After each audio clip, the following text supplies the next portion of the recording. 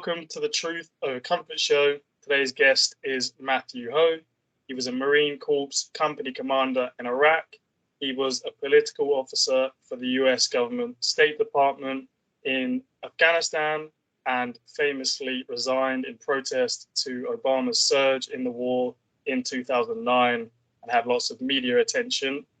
And he is here again for the fourth time and the second time talking about Iraq.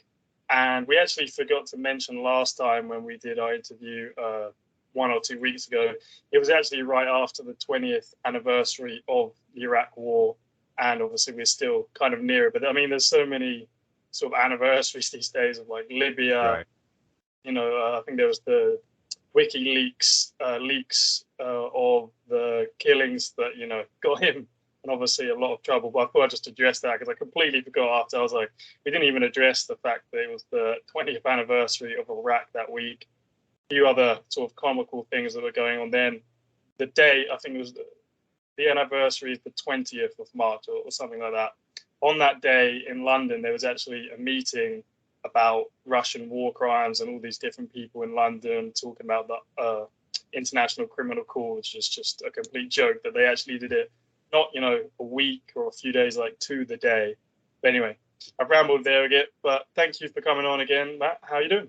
Good. Yeah, I'm. Thanks for having me back on. I always enjoy this. The lack of humility, because we had the same things in the U.S. as well. The just sheer lack of self-awareness, the modesty about it, any sense of reflection, the screaming about Russia and its war crimes, which of course should be dealt with and addressed. However, without any type of acknowledgement of what the United States has done, particularly in light, as you were just saying, it was occurring on the anniversary, the 20th anniversary of the invasion. But you're right also, too, there's a lot of anniversaries out there. Coming up on April 11th will be the 4-year anniversary of Julian Assange's imprisonment in Belmarsh. Longer anniversaries have just passed. The March 29th was the 50th anniversary of the withdrawal of American combat troops from Vietnam. So that occurred March 29th, 1973. And that passed here in the United States with almost no acknowledgement. PBS did run, our public broadcasting system did run a special on around that time about called Nixon and the Movement, about President Nixon and the anti-war movement, which I have not had a chance to see yet. I've heard from friends and colleagues that's very well done, though. But we are kind of awash with these anniversaries, and you're not getting the moments of reflection. You're not getting the introspection, right? And you're certainly not getting the self-examination or any type of awareness about what occurred, why did it occur, what was, and what became of that, what happened, and what are we doing now in the sense of how all this is just a continuation. I mean, we've spoken about before, but certainly you can't look at, say, the Russia's war in Ukraine, U.S. NATO involvement in that, understand that it's all the same people that were involved on the U.S. NATO side in Afghanistan, Iraq, Syria, Libya. You can't just compartmentalize it and say, well, no, this one is different, and so that's why it's important to understand how all of this comes together, how all of this feeds into one another, how it's all self-reinforcing, and how where we stand in this moment, is impossible to understand without understanding about what came before. And I think that's, what we're trying to do here. Yeah, I mean, it's definitely crazy that the same people pop up time and time again. The people obviously don't take notice of who's in power. But I mean, I just thought the fact that they did it on the exact same date of anniversary to the Iraq war, like you would have thought maybe like they do like, let's maybe just do it like a day after, so we don't seem like complete hypocrites. If the media did their job, obviously they'd point out like it's actually comical that these people are meeting about war crimes on the 20th anniversary of Iraq, where obviously no one was punished. You think maybe they'd just do it another day, but they don't care. They know no one's really going to hold them to account. So they was obviously brazen enough to do it. But obviously, previously we did an interview on Iraq that I encourage people to check out, and we talked about, sort of the background of how the war came about, a bit of the ideology behind the neocons, obviously the WMD's lies and everything around that. But today, maybe I was thinking we could focus a bit more on some of the fighting, the damage done to the country, and some of the political attempts of the administration, on the government. And if we have time at the end, we can also talk about the corporations and contractors who overtly, obviously, actually benefited through some of these policies. I mean, BP and people like that who got oil deals from that, but not even just oil. But so I sort of took us back to the start before of the background around it. So there's sort of this military concept that has been talked about called shock and awe.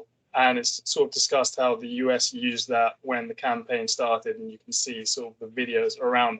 Can you explain what the military sort of side of what is shock and awe, and how did the US and its allies use that at the start of the Iraq War, or continued through?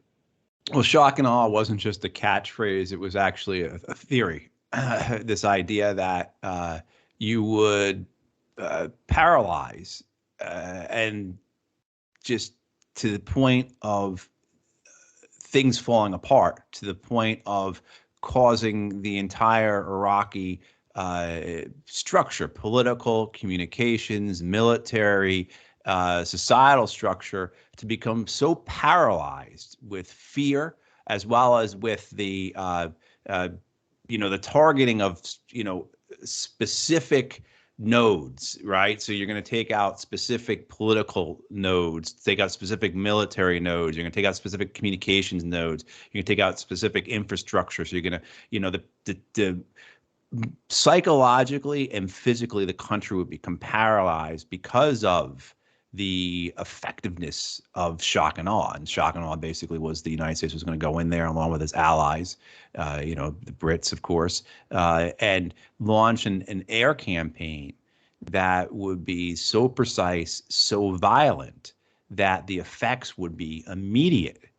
And literally, the Iraqis would be shocked and awed by it into submission. So that was the idea behind it. That's the theory behind it. And again, more than a catchphrase, it really was like a theory. It really was this idea that we have advanced so far technology-wise in terms of the precision of our munitions, but also too in terms of like the firepower of those munitions. You go and you look back at what our bombers were dropping on Nazi Germany or Imperial Japan in World War II, 100-pound bombs. Right. I mean, they can only, and so the weight of the ordnance that was delivered and its precision. Now, of course, when you talk about precision with ordnance, when you talk about precision guided missiles and bombs and rockets and, those types of things, what you have to remember is it's that precision is only so good as what the target information actually is. So I remember having these conversations with people, about how precise were our drones that we used, and drones primarily, particularly, say in the Obama years, using the Hellfire missiles predominantly. And people saying, well, they can't be that precise. They keep killing civilians. And that's not where we're talking about precision and talking about targeting information. They are hitting the cars. They are hitting the homes. They are hitting the structures that they are being aimed at. They can put those through, they could put a Hellfire missile through the rear windshield of a car that's driving at 55 miles an hour. The issue is whether or not you actually know who is in that car that you're targeting. And the same thing, too, the bombs that were dropped in Iraq were very accurate. So the buildings that were hit were predominantly, of course, bombs, we have their misses and things would go wrong with the munitions and whatnot. But the bombs predominantly hit the targets they were being aimed at. The issue was whether or not it was known who was actually in those buildings, in those structures, who were the targets. And, that's something that was not spoken about. That was not something, it was just assumed, assured that what was being hit was the right thing to be hit. And of course, that was, completely erroneous and completely false. And, the moral aspects of this are very grave as well. I guess you could get into a conversation whether it's better to lay waste to an entire area or lay waste to specific areas. But at the end of the day, you're still killing for these purposes that are, inhumane, illogical, profane, and, as we'll see with Iraq, of course, the Iraq War, ultimately counterproductive. Yeah, no, when I heard the term shock and awe, I just associated it with just like sort of a saying or a phrase that was going around. But it's actually, yeah, as you said, it's a military strategy and even doctrine. I can't remember the guy's name. I'll put it up on the screen and in the show notes. And, there's a whole paper on it, I think, in the late 90s. And he talks about, you basically just paralyze, the public, the government, and your opposition just through like pure psychological fear that right. Within 2 to 3 days, every chance they thought they had is gone because everything's just been completely bombed, all their civilian infrastructure, and they're just, as he says, paralyzed in fear because they're like, it's been 3 days. How can our whole country and world change that quickly? Right, and there's an exuberance within the U.S. military about it. Certainly, a belief in their own hype, a belief in their own doctrine, a belief in their own that they had reached an epitome, a level of like a pedigree that no other armed force in the world had ever reached. That they were in their own element now. They had ascended, right? And I came across something I'd helped write a number of years ago when I was in the Pentagon in the Secretary of Navy's office. The office I was a part of wrote an essay for Proceedings magazine, which is the big magazine for the U.S. Naval, put up by the Naval Institute Press. It's a very professional magazine for the U.S. Navy, and this talked about this basically the article addressed whether or not the principles of war still applied. So the principles of war dating back through Alexander, whether or not those principles still applied because of how technologically superior we were, right? I mean, whether or not where we had arrived at, what we had created with our military, whether the time-honored principles, the adages, the realities of warfare still mattered. And, this was a very, very arrogant, view. But one of the things in there is talk about how there was about a 45-minute cycle from intelligence being received to B-1 bombers dropping bombs on targets in a Baghdad neighborhood. And nowhere in there, the assumption was just very clear that those bombs had struck legitimate targets. And I would sitting here now, I would say with 98% certainty, they did not hit legitimate targets, that whatever intelligence was given that began that process of getting those bombs onto people in Baghdad and killing however many, and destroying whatever it destroyed, that, that they were not appropriate targets. They were not lawful targets. They were not targets that certainly the American people, the British people thought were being bombed. That this really, what it became like anything else, was a terror campaign, was a campaign to terrorize the Iraqi people into submission. And that's what it was all along. I mean, dressed up as notion that we're going to clinically or surgically cut all the ability for the Iraqi state and the Iraqi military to function, and everyone would just stop in their tracks there, because as you said, within 2 or 3 days, everything would be destroyed. Your commanding general would be dead. None of the radios worked. Telephone lines were all dead. All the bridges had been destroyed. Et cetera, et cetera, et cetera. But the reality was that it was a terror campaign, like all forms of aerial bombardment and air campaigns. Certainly the American air campaign in Vietnam was a terror campaign. The U.S. and British air campaigns over Germany was a terror campaign, just like the German air campaign over Britain was a terror campaign. I think the idea, though, with Iraq that we keep coming back to was the grand pronouncements of how this war would be different, of how it was going to be a humanitarian war, it was going to be a clean war, and that it was a new era of warfare. Those pronouncements were being made in full, particularly this time 20 years ago. At this point, 20 years ago, the United States is in Baghdad. The invasion has been successful. The Iraqi army has been routed. And so the celebration that was occurring among the architects of the war, the supporters of the war, those who, believed in it, and that, of course, is something I think that will, I think that's something that hasn't been addressed full enough, is this idea of how the early success emboldened, of course, those who were most in favor of the war. Yeah, just quickly shooting back, I was just quickly looking it up because I didn't have it planned out. Did we do something quite similar towards the end of the Gulf War? I'm not sure if it was when the Allies were already gone or right at the end. There's like this Washington Post article, I think it's Allied, let me get it up, where basically they're saying they bombed like all the different civilian infrastructure. It says, Allied air war struck broadly in Iraq, the Washington Post, and it's 1991. And, there's so many quotes you can find out of it, but like basically along the lines of like, they purposely bombed lots of civilian infrastructure, water, electricity. It was basically to like complement the sanctions. Even one of them quoted in there, I think it was an Air Force guy, and he was like, yeah, basically, yeah, you want your electricity fixed, then Saddam Hussein's got to go, and the sanctions are going to say, like, basically they purposely bombed it. So then when the sanctions were on, that they couldn't get the parts to rebuild it. And the only way it would be is kind of if the people rose up and got rid of Saddam Hussein, and then don't worry, we'll come and fix everything we just bought. Yeah, I don't know. I don't know if there was a grand plan behind it all. I would tend to think that the United States, in its air campaign against Iraq in '91, which was massive, and as you said, destroyed civilian infrastructure, targeted it mercilessly.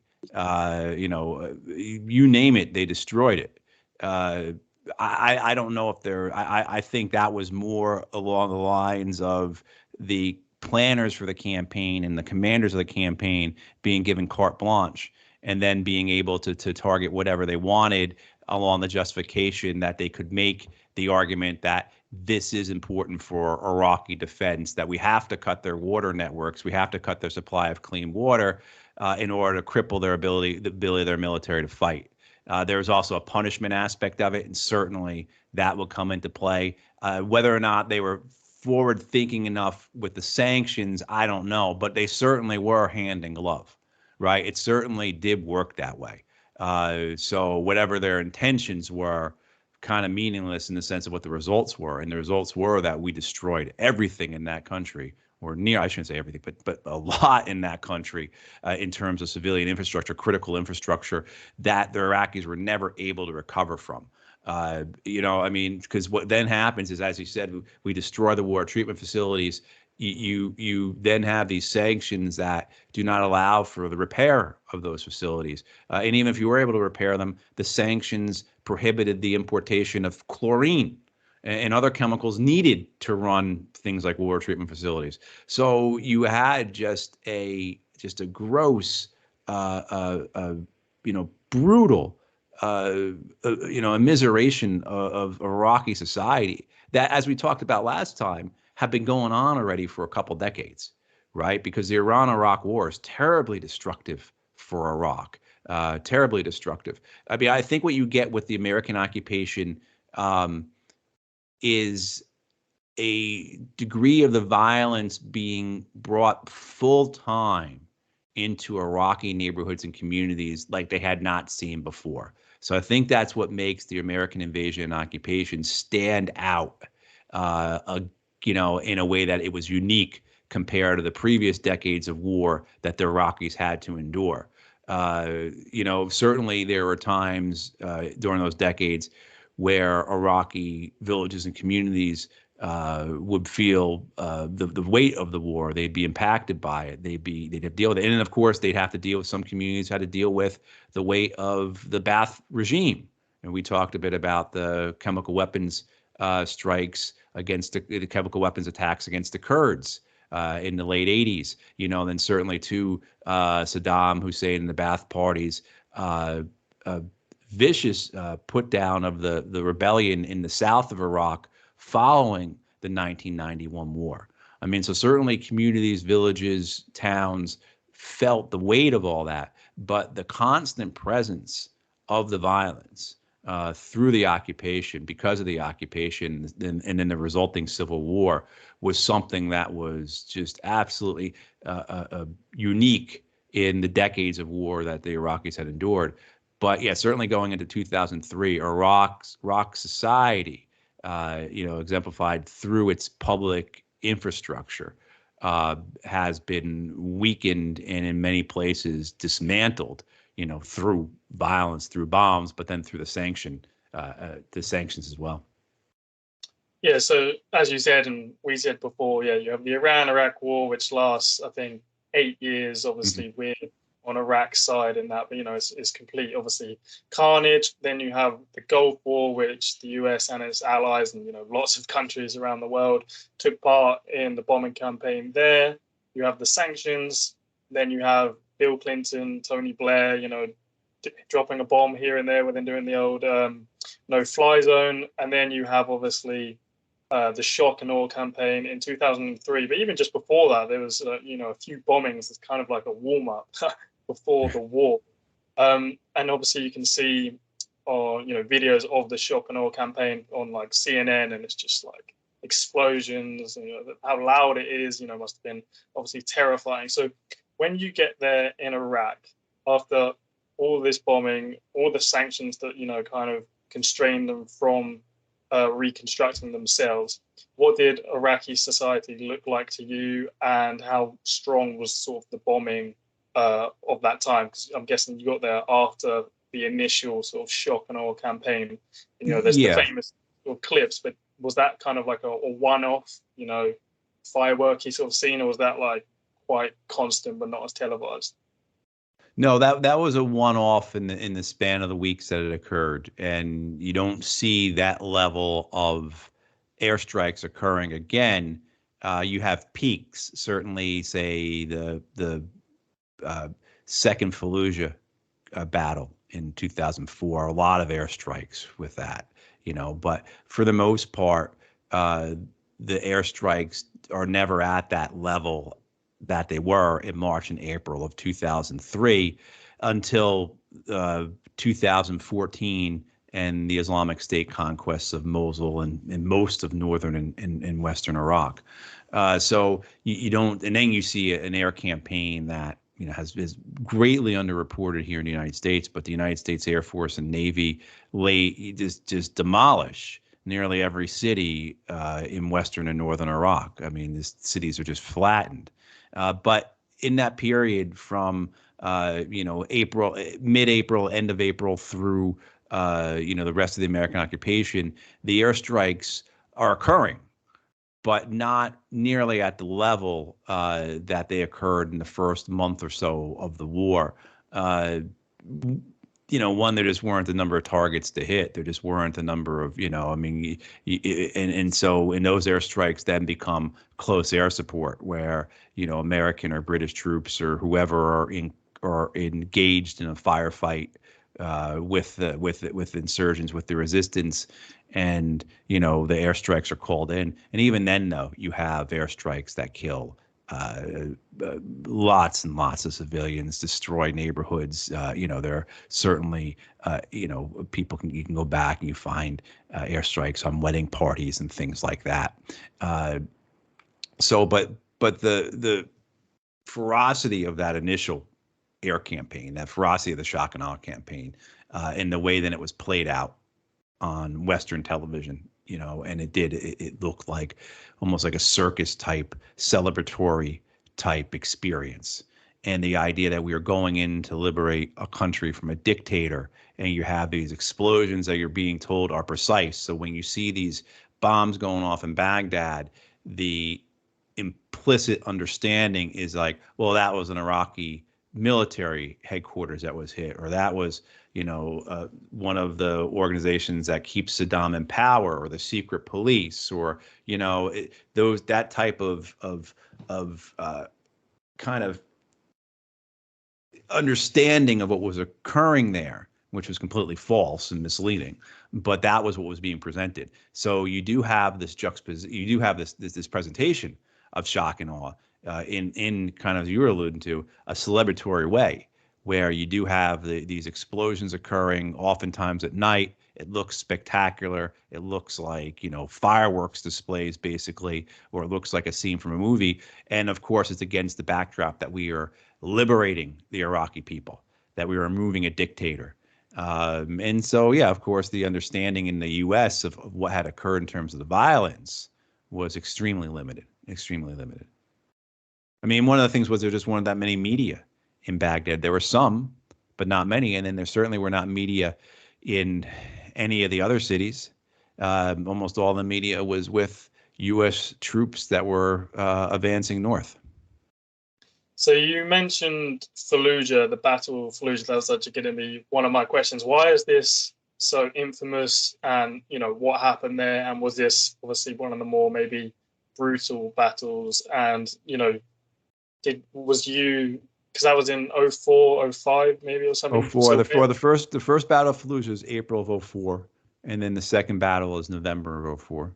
And Fallujah was a town that there were cities that Saddam Hussein and the Ba'ath Party did not control very well, that always gave them problems. And Fallujah was one of them.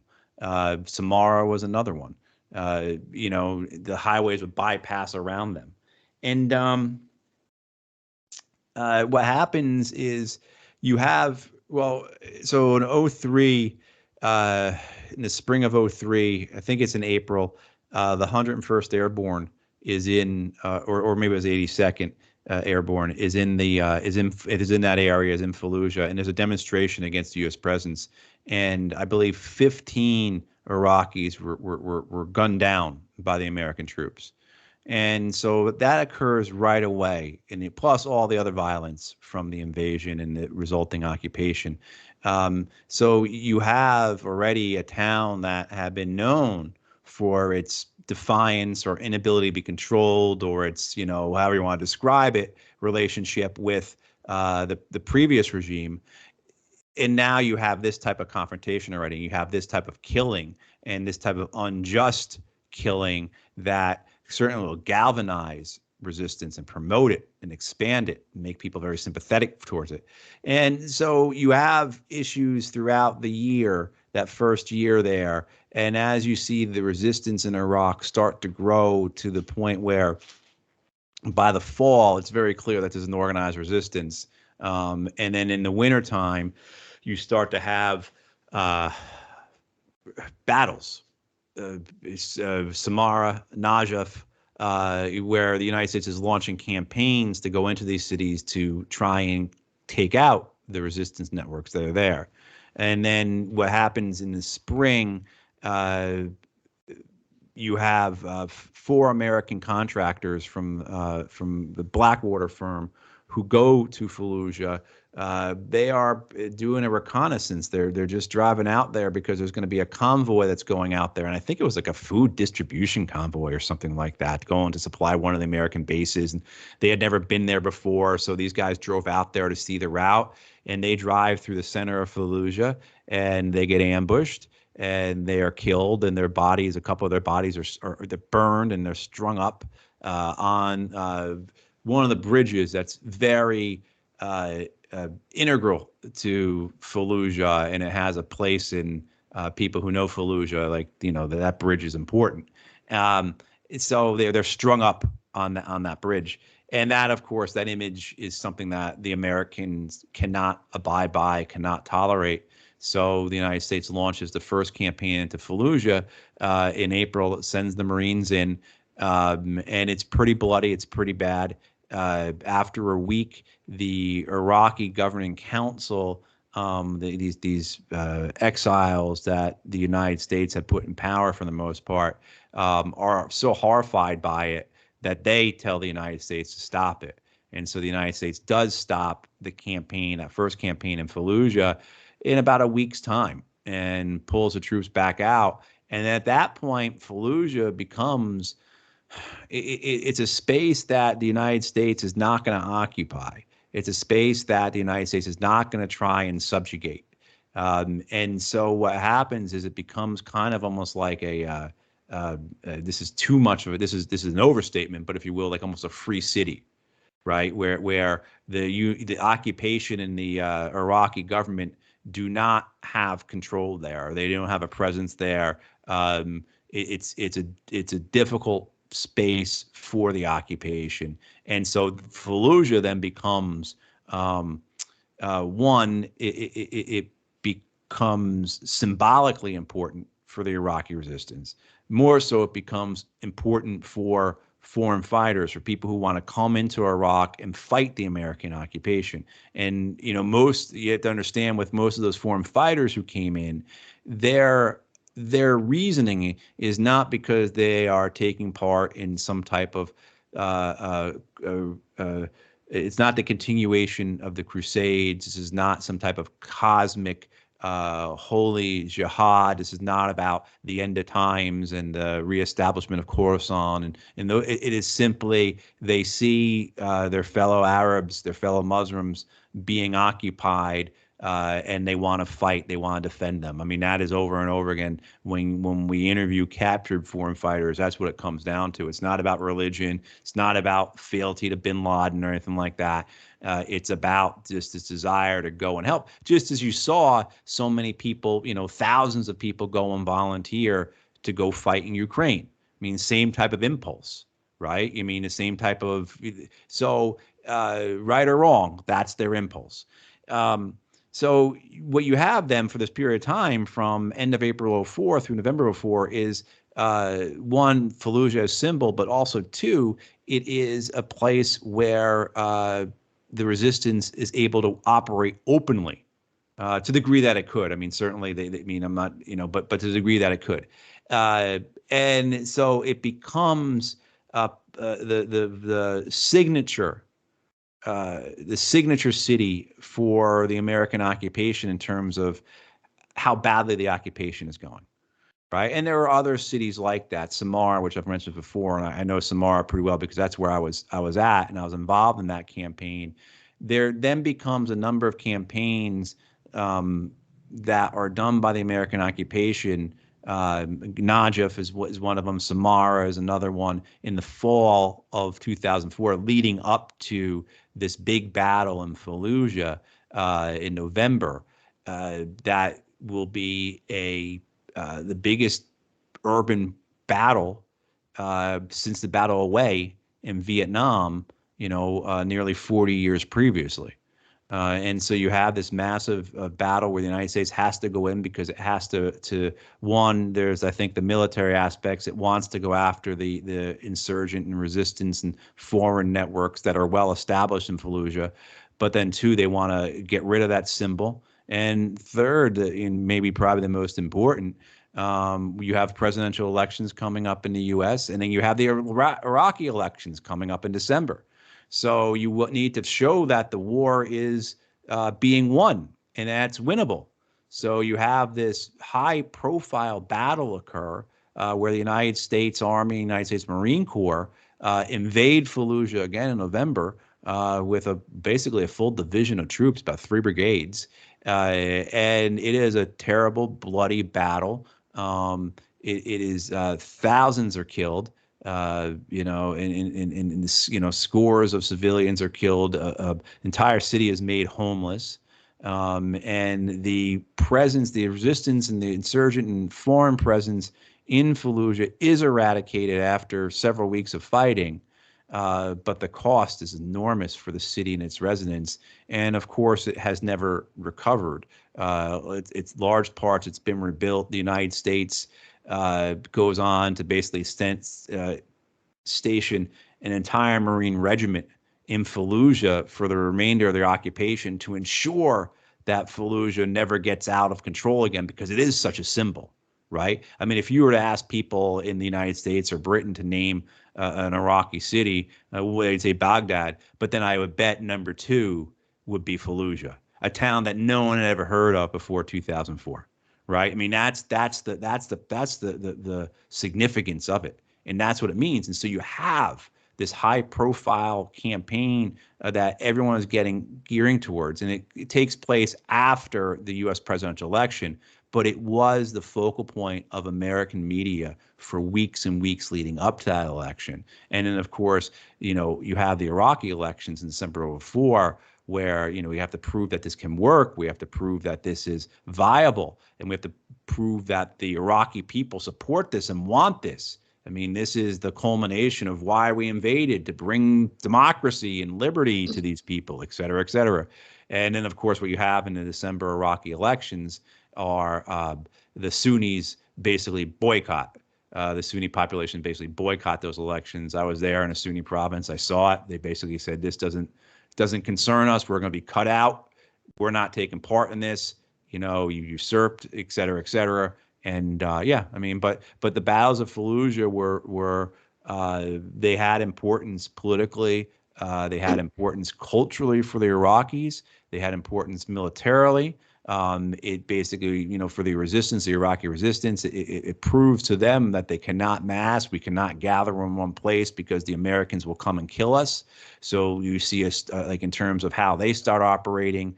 They'd already been operating this way, but this solidifies their operations in terms of being disparate, diffused, decentralized, right? Don't ever have more than a few guys in one place at one time. But the importance of Fallujah to the Iraqi people.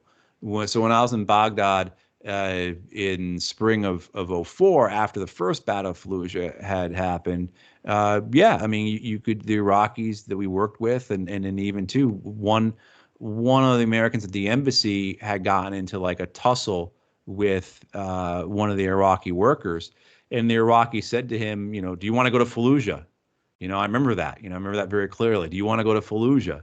And like the pride that they had, and I had heard that the embassy used to employ, and actually it was the Coalition Provisional Authority at the time, not the embassy, but they used to employ Iraqis to fill sandbags, and they had, it was like 20 or 30 of these guys, and at one point they broke into cheers. And it was reportedly because they had been given news about an American defeat in Fallujah, So, and these were Shia men in Baghdad, right? These were not Sunnis in Anbar province.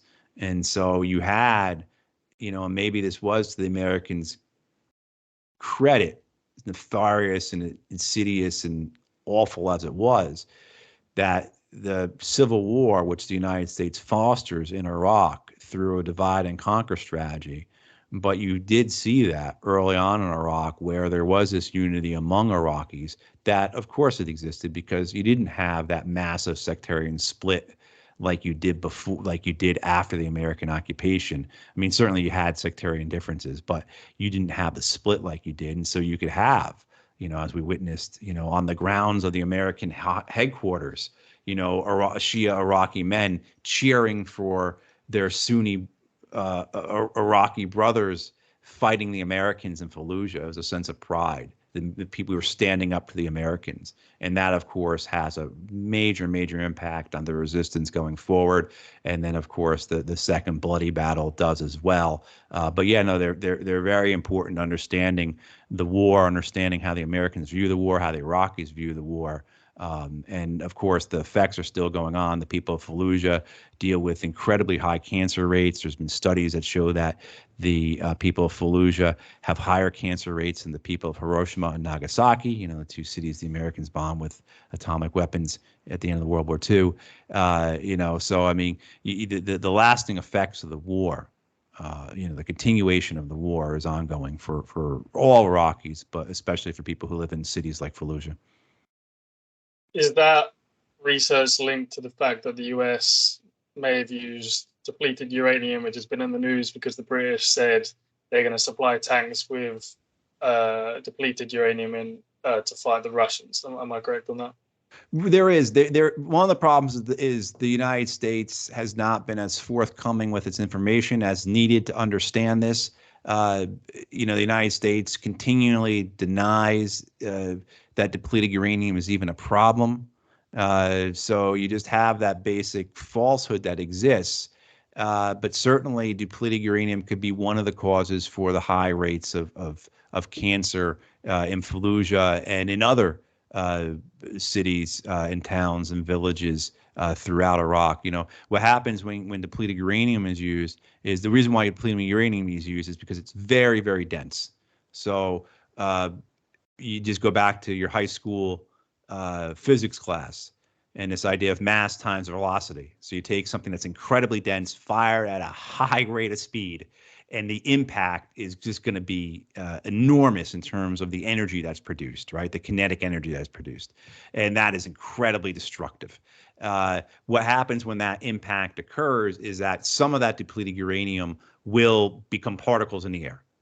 Right. And so it gets dispersed that way. But then also, too, that slug will enter into the ground or will sit on wherever it will go. It will slowly leach into the ground as well.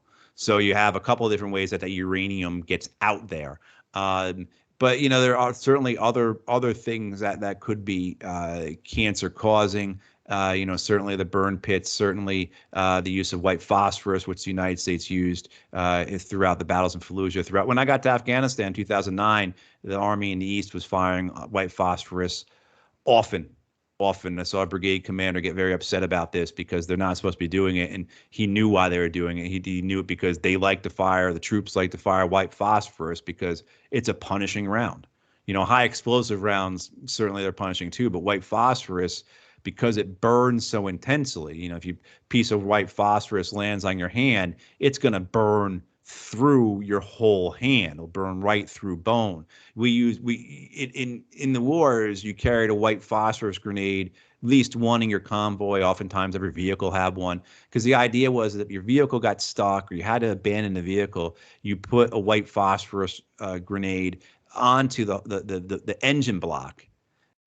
Because it would be so hot that it would burn through the entire engine block, and then the vehicle would be unable to be used, right? Same thing too, you put it on your communications gear, whatever you had to really destroy, because it would burn through anything. So they would use the white phosphorus rounds, they'd fire them at the Taliban and in order to punish them, in order to hurt them. Because if you get hit by that, it is an awful, awful, awful experience, very painful. So, but yeah, there certainly could be there's a number of reasons, certainly, and not enough research has been done onto the cancer rates in Iraq. But everything we know about warfare, the toxifying nature of it, the pollutant, how it pollutes, how it kills for decades and generations later.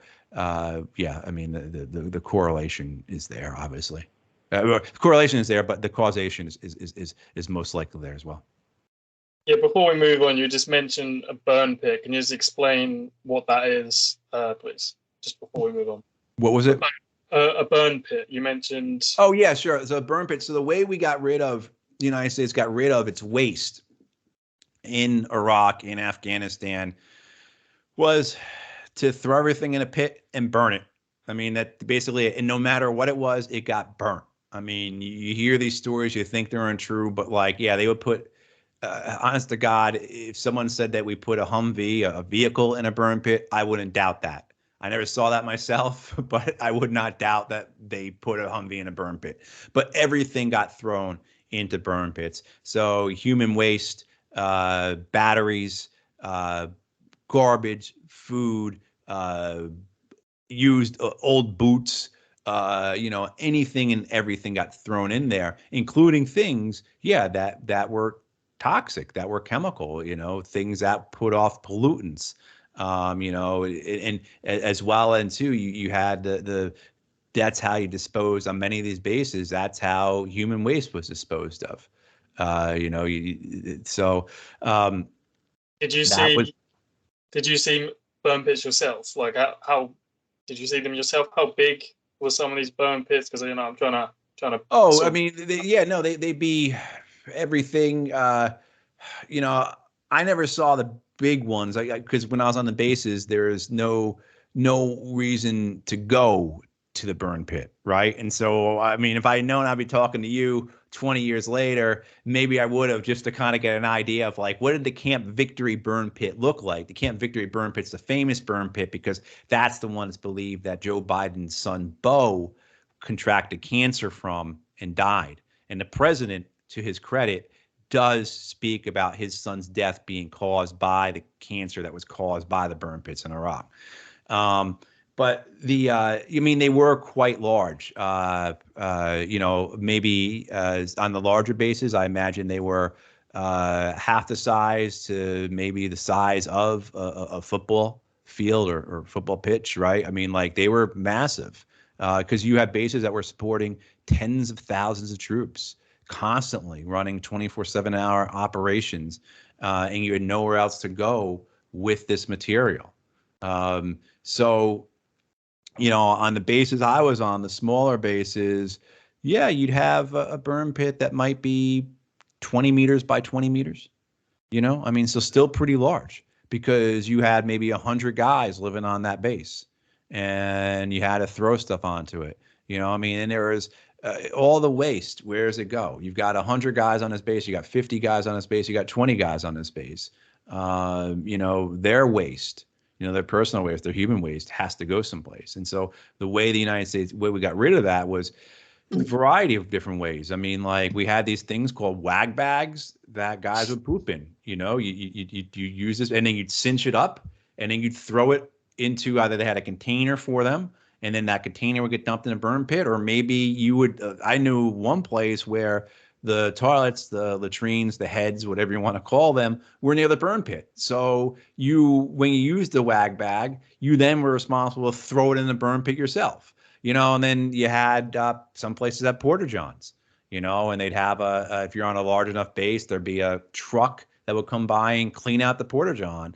Other places you had, just if you ever seen the movie Platoon, the Vietnam film Platoon, and they're burning the waste, right? They pull the barrels out of the latrines, and they dump some fuel in there, and they light it on fire, and they got to stand there with a stick. Yeah, we did those lots of places. I got a photo of a kid doing that. I took a photo one time. I didn't take many photos. I was over there. I took one of a kid in Haditha, Iraq, though, a Marine who that was his job, was to stir that, and so he's there, and he's got his stick, and he's stirring the flaming waste, right? And I used to have a year or so later, when I was back in DC, working in DC, I used to keep that photo. I printed it out, kept it at my desk, in my cubicle, because just to remember that somebody always has it worse. Like, as bad as your day is going, at least you're not doing this today. But I mean, that Marine was inhaling all of that, and as well as it was going up into, and this was on the base in the middle of Haditha, so a decent sized city. So you had all this waste just being expunged that way. I mean, that toxifying effect, as well, then of course it leaches into the ground. And again, we were burning everything. I mean, if you can think of it, burned it. Every kind of waste, every type of product, every type of material, every kind of chemical got burned. I don't know it well enough to know how the surgical hospitals disposed of their waste, but I'm assuming it may have gone in the burn pits as well. So you had everything, literally, and particularly too, any type of, like I said, probably the best example is batteries. Batteries got thrown in there. Kind of just reminds me of like medieval Victorian times where people just throw their waste out the window and just like it's. Well, it was, I mean, and actually, when I first get to Tikrit, so when I get to Iraq in end of April of 2004, beginning of May 2004, I really should look the date up. I don't know why I can't remember. But when I get moved up to Tikrit a month and a half later or so, the base in Tikrit which is a big base. It's still dumping its waste directly into the Tigris River. So they had porta-johns, and then the trucks that cleaned the porta-johns would just take it and dump it into the Tigris River. So, you have this, one, you had a lack of concern. I mean, that's paramount. But then two, you did have that kind of actual practical difficulty of like, how do we get rid of this? How do we do this? And there was a resistance to do things with the Iraqis that was just kind of absurd at times, and depending on the commanders, depending upon the bases, but certainly. But Iraq itself had issues with waste. They had issues with landfills and things like that, and you had a functioning ministry system that had been under assault through the sanctions, under assault, of course, because of the infrastructure strikes on Iraq in 1991, the strikes then again in 2003, but then you had a dissolution of the government. So you have government breakdown. So you then have a problem with Iraq with its waste, where whether it be liquid or solid, how do you get rid of it when the government's no longer functioning, as well as it's already been deteriorated to such a degree because of the sanctions and the violence against it. So across the board, there were issues. Yeah, I remember reading a book. I looked up. It was like one of the UN officials who said, like in the 90s, after obviously the Gulf War, the Iran-Iraq War, and the sanctions, that like Iraq's state was like near apocalyptic, and that was actually one of his terms. But well, you'd ask me, I'm sorry, you'd ask me about what it looked like when I got there. And then I went on some tangent, but I remember my first times driving through Baghdad thinking like, this looks like a city that's stuck in the late 70s. And you can understand that with the Iran-Iraq War, then the sanctions taking up 2 decades, basically, how in 2003, it looked like a place that had developed very well, had developed, was in sync with the region, in sync with the world, developing along with the world, and then it stops. And I got that feeling, many times. But then, of course, there was the bombings. You'd see the bombed buildings. You'd see particularly you'd see homes that had been hit, apartment buildings that had been hit. You'd see the government buildings that had been hit. Those are the ones I was most familiar with. There'd be different in the green zone in Baghdad. There were a number of government buildings that had been hit by airstrikes and whatever type of weapon penetrated them. But you'd see where it had gone through the roof, had gone through a second floor, that there'd be a hole in the ground, everything where you could tell something had penetrated, the rebar would all be sticking down and everything. And then, of course, so you'd see those places as well. But the enormity of it was, you could take it all in if you had your eyes open wide enough and understood how it's all interlocking, how this was all just one cascade of destruction and devolution for decades.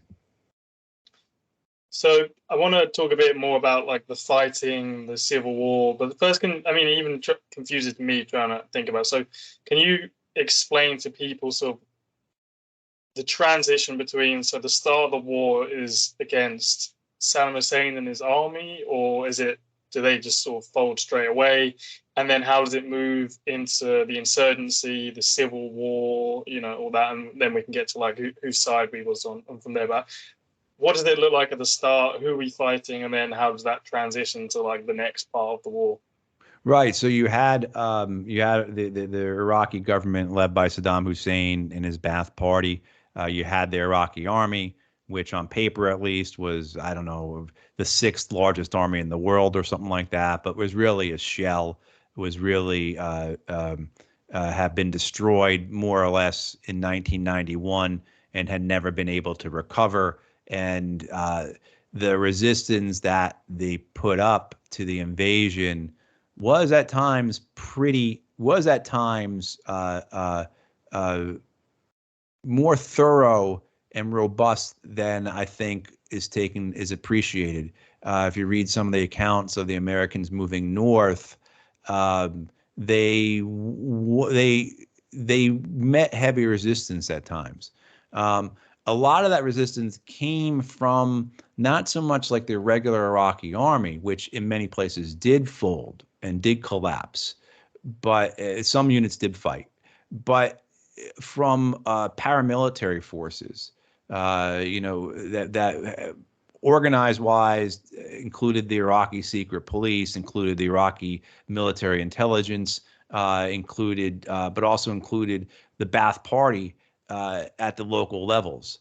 and the paramilitary forces that they utilized. So that was where a lot of the resistance came from. But it wasn't much to overcome that resistance. You know, when you're moving north with Abrams tanks and Bradley fighting vehicles and Apache gunships, you're gonna, no matter how many RPGs and RPKs and PGMs and things like that a light infantry type force has, they're going to get run over. So you have a victory in the sense of a military victory by the United States moving north, taking control of the capital, taking control of all the critical transportation and lines of communications and things like that, controlling the major limbs and organs and so forth of the country. The resistance, there's a lot of debate on this, and I can't think of a good book to recommend, but the understanding of how the resistance comes about, there's a belief, and then some people argue with it, that a lot of the resistance was planned beforehand. I think there might have been some, but I don't think not to the level that some people say there was, but there certainly was an idea that the Iraqi resistance would begin as soon as the Americans came in. And this ultimately was led by the Ba'ath Party and by Iraqi army officers. You have, of course, in the first few months of the occupation, attacks. American soldier standing in a crowd someplace, and somebody comes up and shoots him. I remember one Navy officer was in a Humvee, and someone walks up to the Humvee and shoots him. It's acts of violence like that, right? So acts of resistance, acts of political violence that may or may not have been tied to any type of really organized structure. But what you have, of course, is you never had the Iraqi army surrender. So you never have these Iraqi generals come in to surrender. They're humiliated, and we don't really know what they would have done if they had been surrendered. You also then, of course, have the infamous decision to disband the Iraqi army, which you now have further humiliated all these men and their families. You've taken away their income. You've taken away their pensions. They're no longer employed, right? I mean, so like all these people who have some degree of training, and more importantly, some degree of affiliation and organization and ability to communicate and work with each other. And they all go home with their rifles, of course, and everything else. So, that's as you're going through the summer of 2003, that's what you're starting to see. You're starting to see is coalesce. And this is really on the Sunni side. On the Shia side, you have this openness, this willingness, and many Shia, and there are many Sunnis who did welcome the American invasion, who did say this is a good thing to get rid of Saddam Hussein, and then they expected us to leave the next day, though.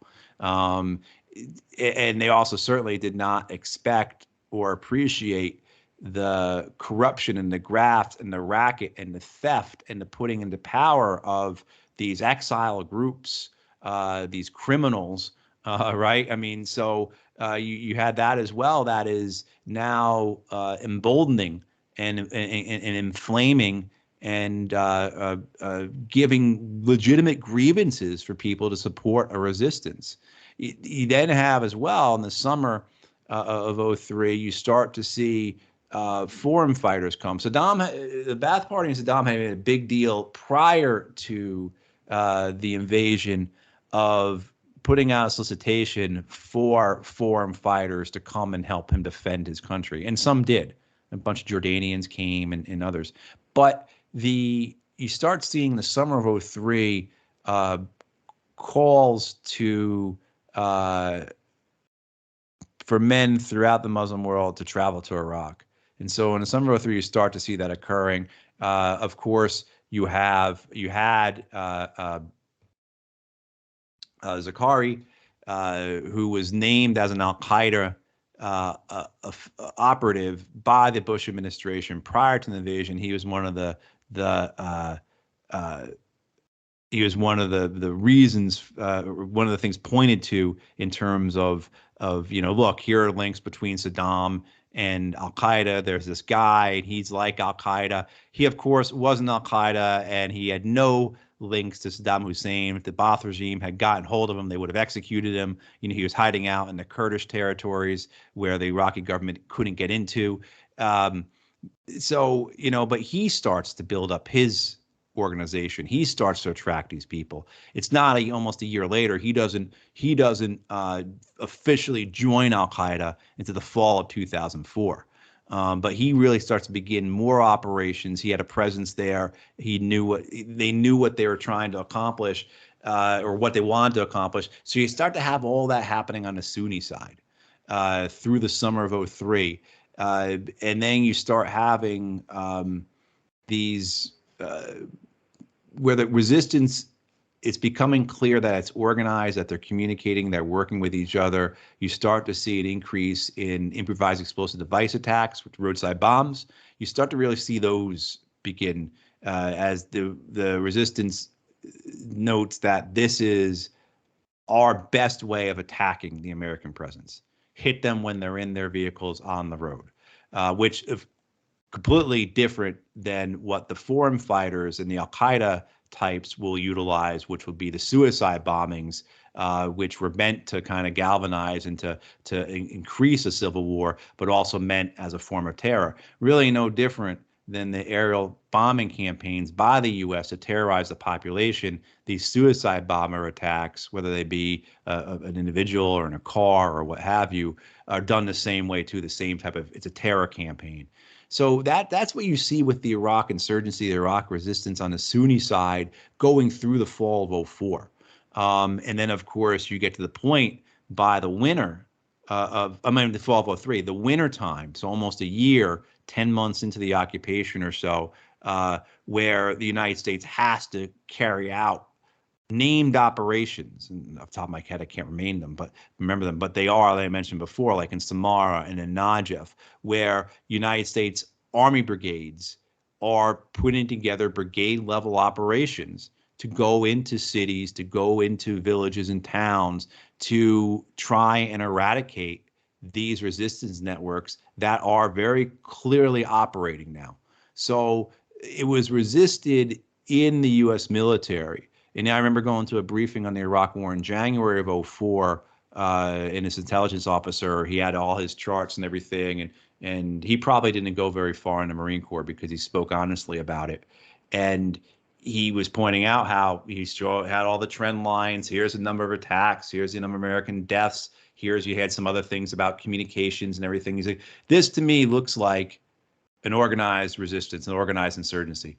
And the majors and the colonels and the generals booed him down. They didn't want to hear it because they were so upset the idea that someone might be putting up resistance to their presence, resistance to their war, the war of liberation. They were all bought into that, But he was clearly right, And on the Shia side, what you have is like I started to say before, you have a welcoming Shia presence, but you quickly bring in these Shia groups from the outside, particularly from Iran, say, like the Dawa Party or the Supreme Council for the Islamic Revolution in Iran, which were exile groups that were fostered by Tehran and supported by Tehran. My friends who took part in the occupation or the invasion in 03, I remember my buddy Chris telling me that as they went north, my buddy Paul basically said the same thing. As they went north in this invasion, the Iranians had already been in the towns that they were getting to.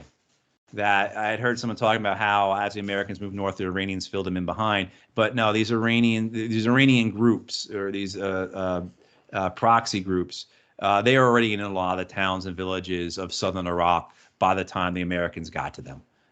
So you had the Iraqi Shia population, though, and their leaders who didn't want to see these outsiders come in and who didn't want to see these expats, these exiles coming in. These people had, so you start to see that split.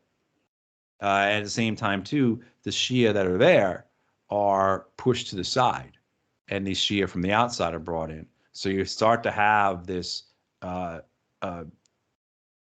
grievance by the Shia population that what's going on here? You know, who are these people you're bringing in? And we're not seeing any benefits of the occupation, and on and on. Of course, the civil war is starting, the sectarian, you know, that type of stuff is starting as well. So you start to see where the Shia groups will begin fighting among themselves, right? You know, most particularly, say, Sadr's Muqtada al-Sadr, who is the son of a late religious leader who so threatened Saddam Hussein that Saddam Hussein had him killed.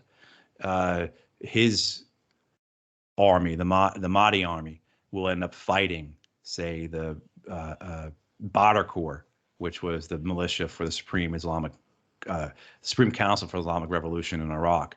They will end up fighting each other. And then, as you know, Sadr's group understands that we are on the outs here. The Americans are not supporting us; they're supporting these guys. They will start fighting the Americans as well. So that begins in 2003 as well, too. You know, so by the time you get into 2004, the spring of 2004, and say the first Fallujah battle, you have a well-organized resistance with network communication, ability to work within themselves, having understanding of learning how better to fight the American occupation, you know, on, and of course, having financing and external support. Because what will happen with the Shia side is that the Iranians will support both camps, right? Where I think my look at it is that, you know, it's the Americans that cause that division in the Shia camps. I mean, now if the Iraqi Shia were not excited or enthused for the Iranian support, but they accepted it. In the same way, too, that the Saudis put tremendous amount of support behind the Sunni insurgency. I mean, Sunni insurgency kills most of the American troops in Iraq by far. And that support comes from the Gulf monarchies, particularly particularly the Saudis. So getting into 2004, this is where you're at. This is what the occupation is looking at in terms of what they're up against. And, you know, as the occupation ham-fistedly tries to conduct a counterinsurgency policy, claims that it has given sovereignty to the Iraqi people, claims it's there to defend the Iraqi people. At the same time, it's killing scores and scores of Iraqi. It's put in this corrupt, inept, terrible government. It's, you know, occupying people. Our trucks and tanks are running through people's streets. You know, this dissonance between what the occupation is saying and what it's doing further pushes people to the resistance. So what sort of political efforts did the US make against the government we was backing, and who was the government we was backing? So the first government the US puts in place is really a collection of exiles.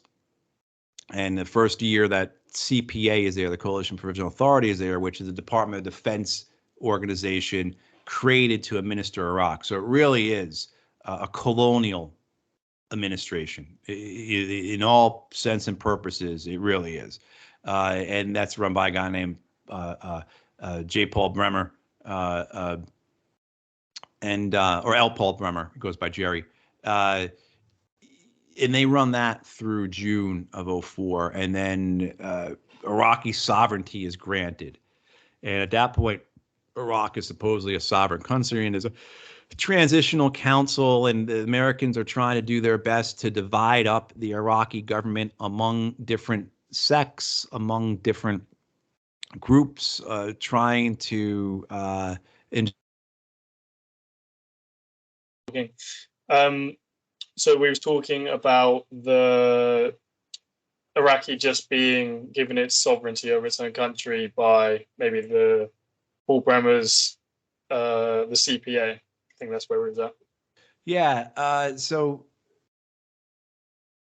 you know, Iraq is given its sovereignty by the Americans. The CPA disbands. The American embassy takes over, and you have this transitional governing council. You have like a transitional parliament, and the idea being, of course, that within 6 months, you're going to have elections. You're going to have a new constitution.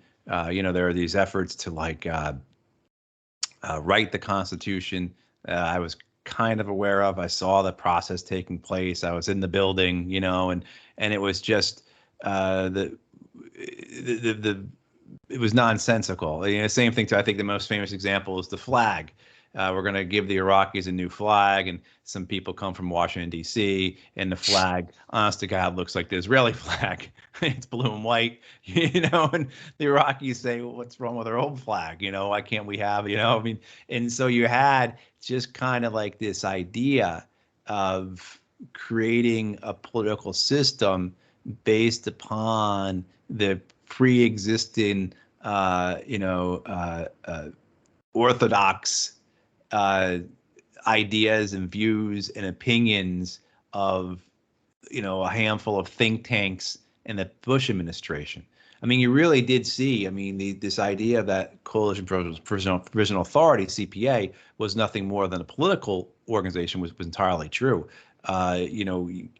Vast majority of people working at CPA were Republican Party members, had come from congressional offices, had come from think tanks, had come from, when I get there in the spring of '04, and as CP is winding down, over and over again, you're talking to people, they're leaving Iraq. What are you going to do? Well, I'm not sure, but I will be at the Republican convention in July.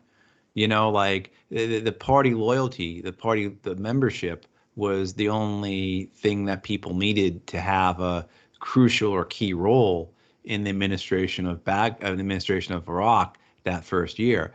So what's turned over to the Iraqi people is what you would expect from something like that. Something that has no depth to it, something that certainly is not rooted in Iraqi society or has institutions. I mean, everything that had kind of the way that the Americans viewed the Iraq was that, one, Saddam controlled everything like he was some kind of puppet master, which was not true. He was, of course, a dictator. He was in charge. He was a supreme leader.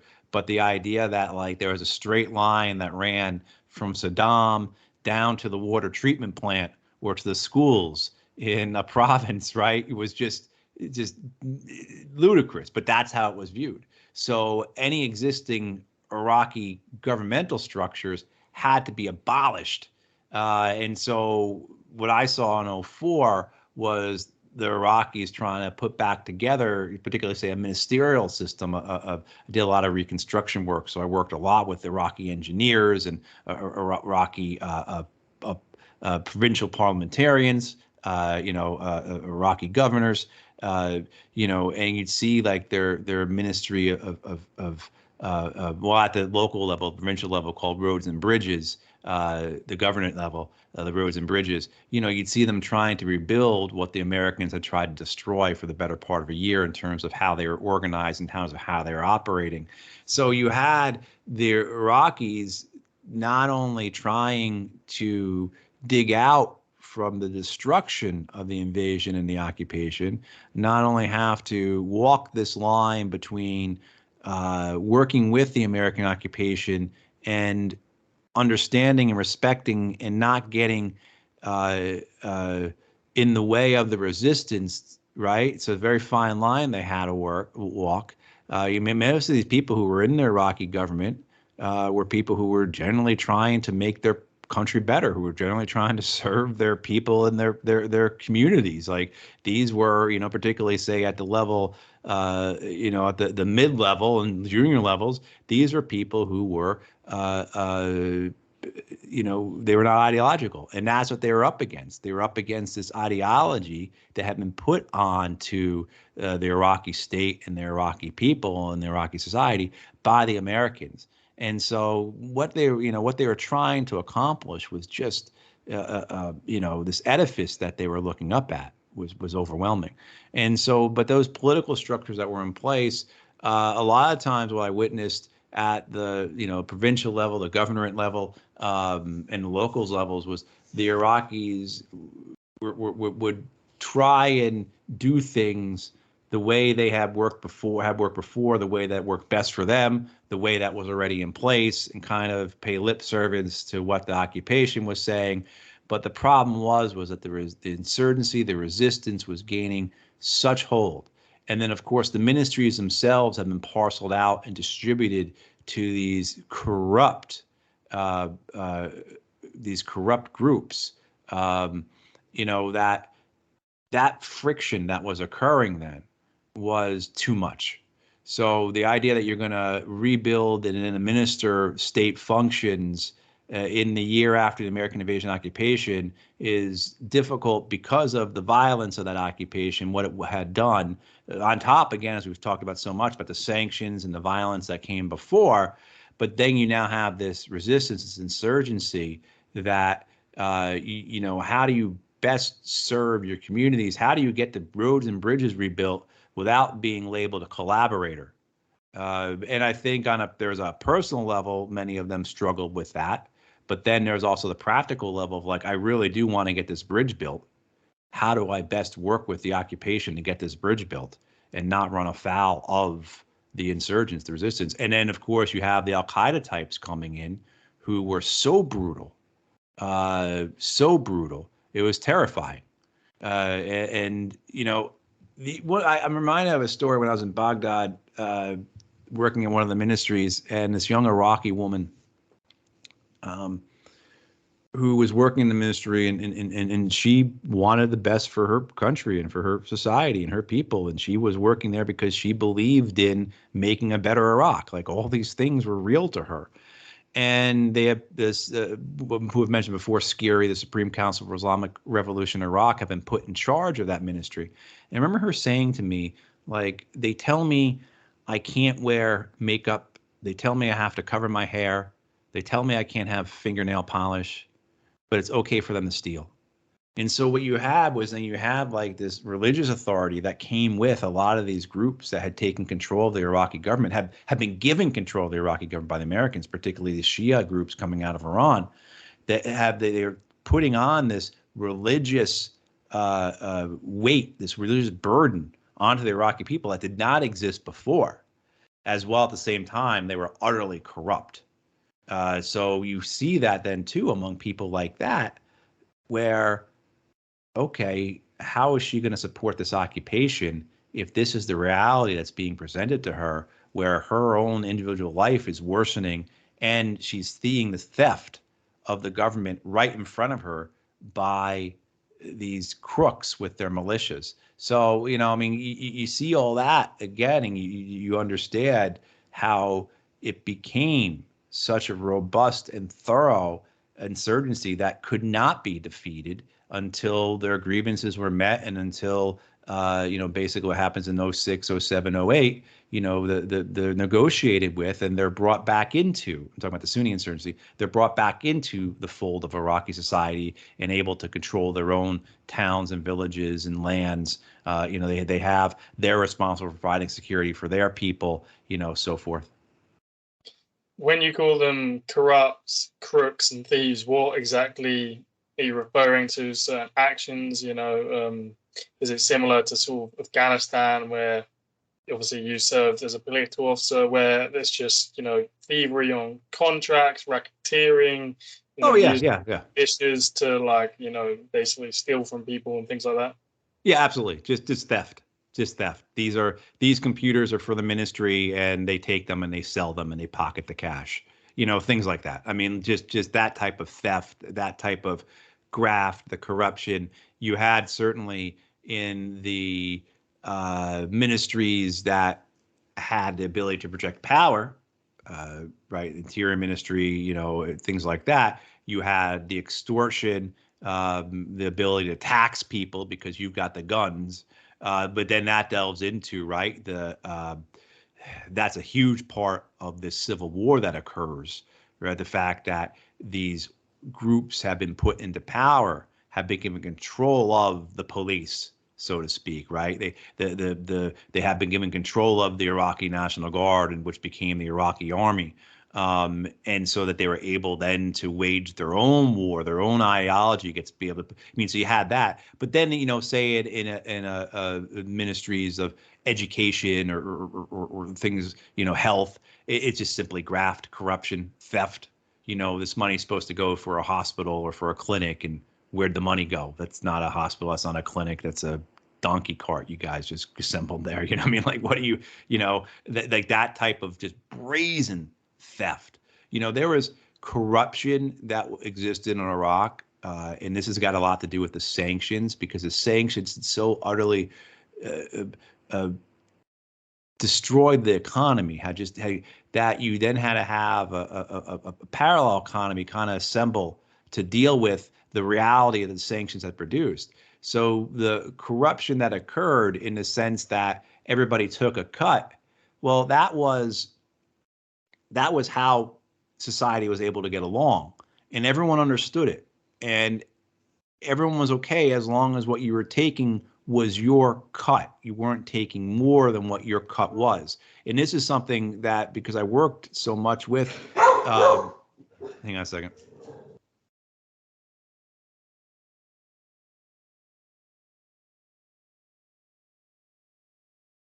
Okay.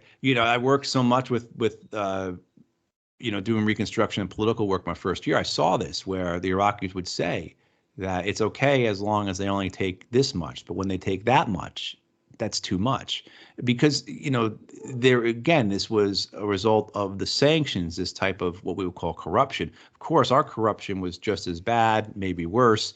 The billions of dollars that were given that Congress would appropriate to do construction in Iraq, 40% of that goes to overhead and management costs for the American firms. So it never even leaves, the United States. So there is all types of the legal or codified corruption on the American side, plus the actual corruption where Americans were stealing money. I think on the last episode, I talked about how I had, millions of dollars, $20 million that was just given over to Sciri, and that the Americans involved in that, these two Americans, they got a cut of that. And they had come out of working as kind of similar roles and governance roles, this specialized type of industry, this cottage industry, where these people come in and they help post-conflict areas redo their governance, and it's quite a racket. And they had done this in the Balkans, so they knew what they were doing,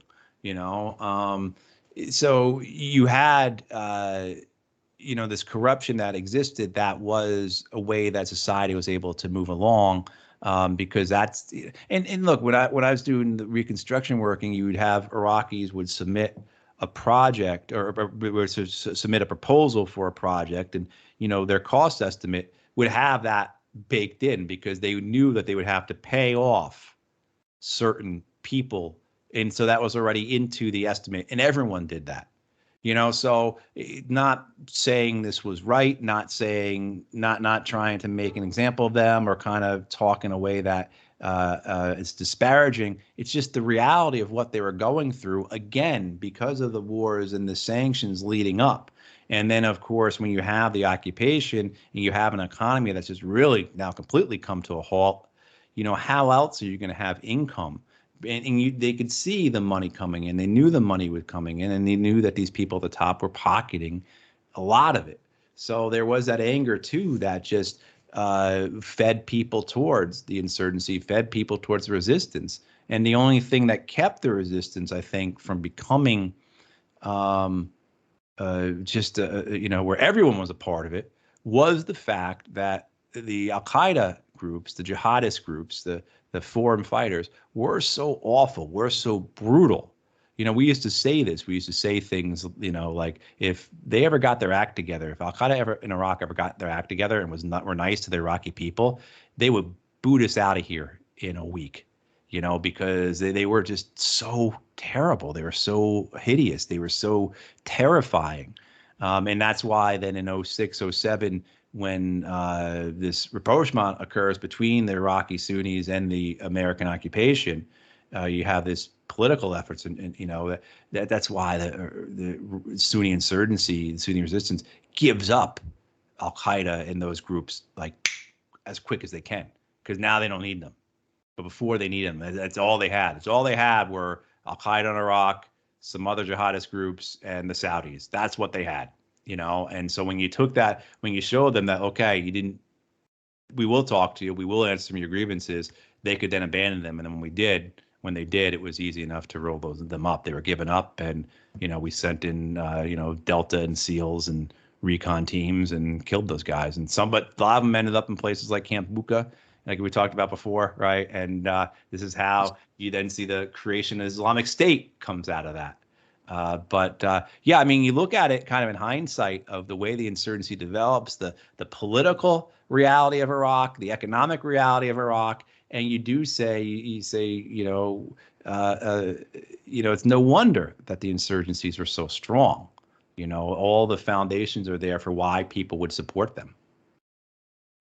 Yeah, I mean, some of the stuff he was talking about there with the corruption and reconstruction, I know he was obviously involved in that in Afghanistan, and we spoke about it, and when I read about it, it just reminds me of like Warlord Inc. It was like the Congress report in 2010, where just all these people in government, police and military who we're training and paying every chance they can get, they're just taking their cut.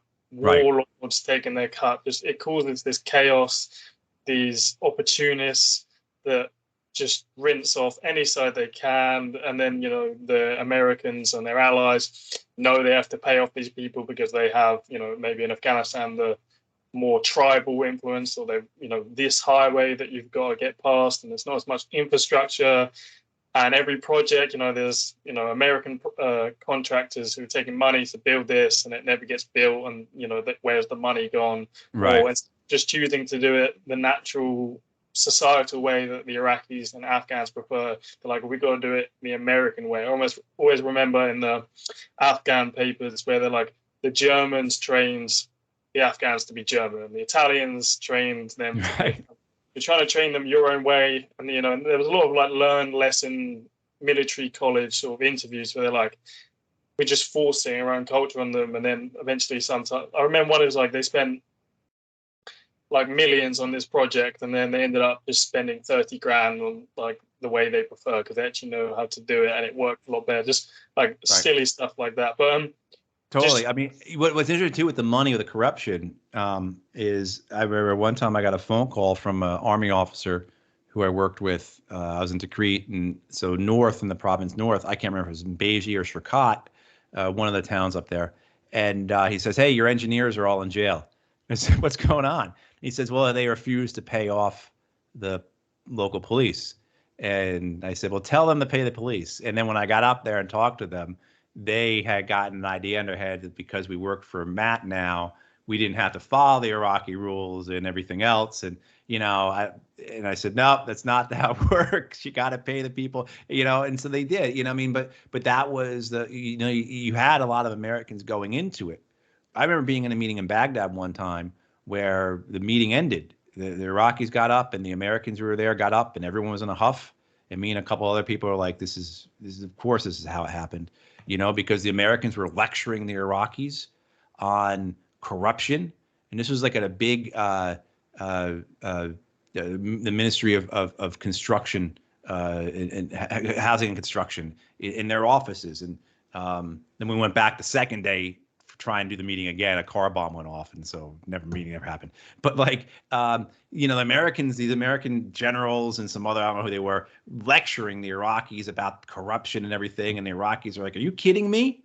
Where are all those billions of dollars going to and everything else? And yeah, I mean, because you had like this arrogance, and you'd see Americans showing up who just were convinced that the Iraqi people were all going to steal and they were up to no good. And you try and explain to them, like, this is how it works. It's just part of their income. It's not anything nefarious. It's because of the way it's been structured this way. How else? And they understand it. Like, I was talking to, I remember talking to the guy, Iraqi I worked with, and I was asking him about driving there and driver's licenses and license plates and how does it work and everything else.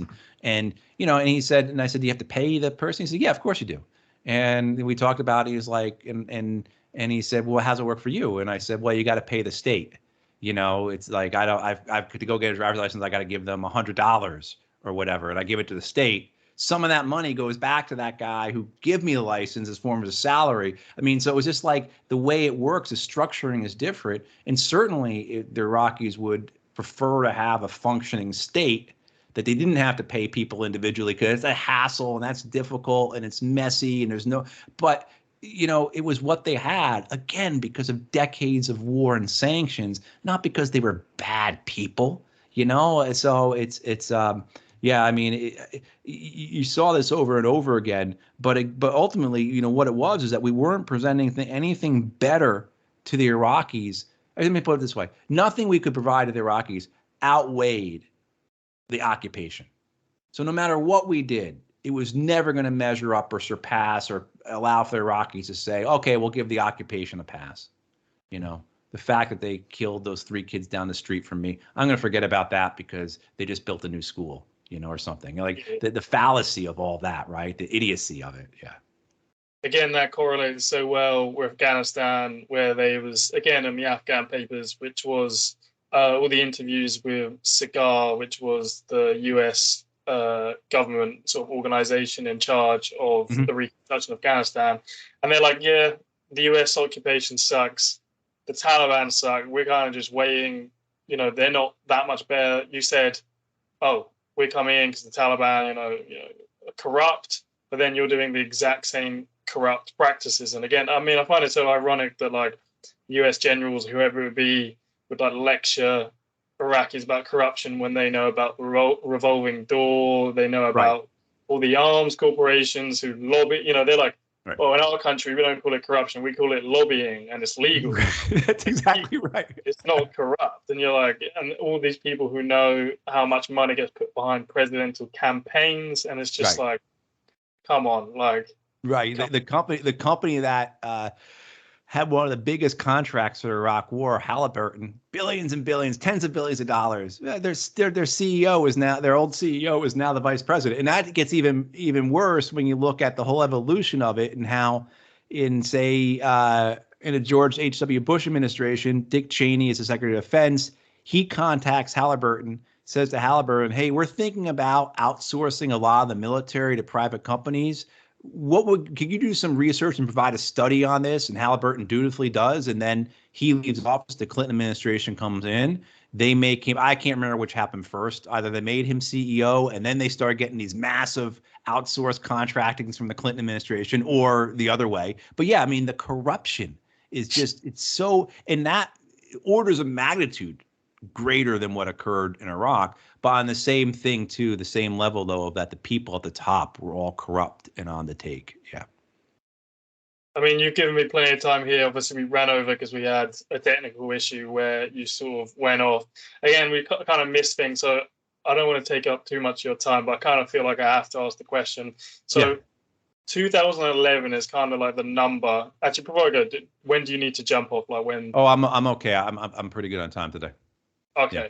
Well, yeah. Yes. This allows me to procrastinate on something I have to get done. So this is yeah. Well, 2011 is kind of like when you look up like Iraq War, it says like 2003 to 2011, sort of like when the drawdown started to happen. So what happens after there? Can you talk about, obviously the US is still actually in Iraq, which people may, obviously there was a lot of media attention about the Afghanistan withdrawal, but not really much discussion the fact we're still in Iraq. And I think Lloyd Austin even made a visit this month or last month saying like we're staying. So what the US role after 2011? I don't know, how big of a question that is. I mean, maybe you could focus on maybe the ISIS part, or just take what you think is the most valuable. Well, there's been a primary American role in Iraq in terms of its relationship with its neighbors. And in terms of its having its own foreign policy and ultimately its own sovereignty, on a number of occasions now, the Iraqi parliament has said to the Americans, "You need to go," and most recently was in, I guess, the beginning of 2020. I think was the most recent time they said unanimously, "You got to go," and the Americans have said, "No, we're not going."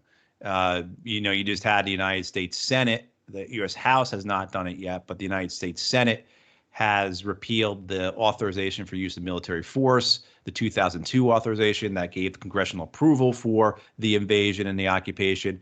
And the Biden administration is okay with that because they feel that they don't need that authority, that they can either use the authorization for military force from 2001, the post 9/11 one, or they can just use the president's powers under the Constitution. There are a lot of us who want to vomit when you hear that because it's just, it gets into all the intricacies now, the American judiciary, the Supreme Court, the inability to challenge something like that because you don't have standing, the way that government protects itself. when it clearly does something amazingly unconstitutional, like wage wars without authorization. But so